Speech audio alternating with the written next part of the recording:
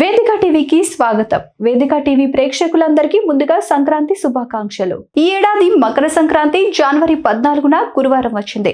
సంక్రాంతి పండుగ విశిష్టత ఏంటో తెలుసుకుందాం. కాలచక్రానికి అధిపతి సూర్యుడు. సూర్యుడి ఆధీనంలో నిరంతరం తిరిగే కాలచక్రంలో ఏడాదికి 2 ఆయనాలు వస్తాయి. అవి ఒకటి దక్షిణాయనం, రెండవది ఉత్తరాయణం. ప్రతి ఏటా జనవరి నెల సంక్రాంతి పండుగ సమయంలో ఉత్తరాయణం మొదలవుతుంది. దీన్నే ఉత్తరాయణం పుణ్యకాలంగా పిలుస్తాం.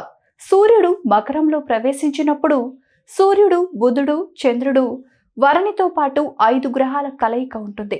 భారత సనాతన సంప్రదాయంలో సంక్రాంతికి ఎంతో విశిష్టత ఉంది. పుష్యమాసంలో సూర్యుడు శని రాశి అయిన మకరంలో ప్రవేశించినప్పుడు మాత్రమే ఈ పండుగ జరుపుకుంటారు. ఈసారి మకర సంక్రాంతి 14వ తేదీన వచ్చింది. ఈ పండుగ విశిష్టతతో మరో ప్రధానమైన అంశం ఉంది. అదేమిటంటే ఈ సమయంలోనే పంటలు చేతికొస్తాయి.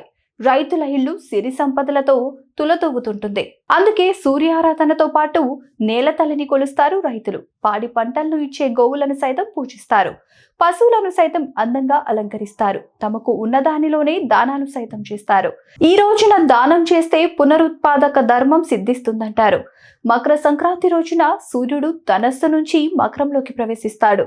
ఈ రోజు సూర్యుడి తనయుడైన శనిని కలవడానికి తానే స్వయంగా ఆయన ఇంటికి వస్తాడని నమ్ముతారు. ఈ ఏడాది మకర రాశిలో శని కదులుతున్న కారణంగా అంతా శుభకరంగా ఉంటుందని భావిస్తున్నారు.